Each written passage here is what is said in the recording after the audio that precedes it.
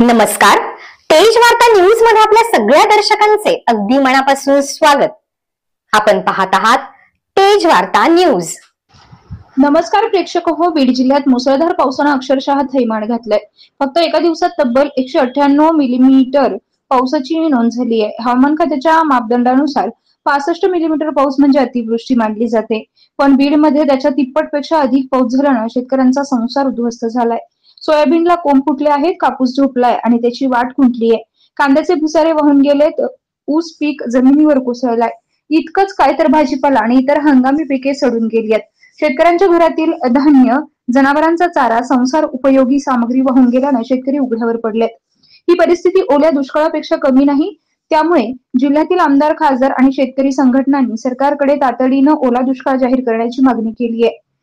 पंचनाम्याचे तुणतुणे वाजवू नयेत, कागदपत्रांचे खेळ खेळू नयेत असा इशाराही जिल्हावासियांनी दिलाय. आज बीड जिल्ह्यातील शेतकरी शासनाच्या निर्णयाकडे डोळे लावून बसलेत. जर सरकार मायबापानं शेतकऱ्यांचे अश्रू खरंच पुसायचे असतील तर सरसकट मदत तातडीनं जाहीर करावी अशीच आजची जिल्ह्याची हाक आहे. तेज वार्ता news network, Ashti, Beed.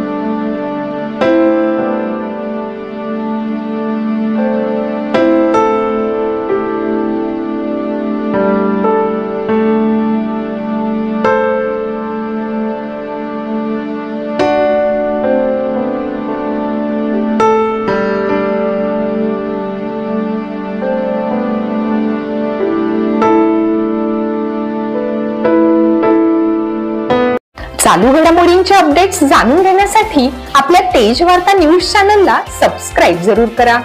Like करा, शेअर करा व कमेंट देखील करा.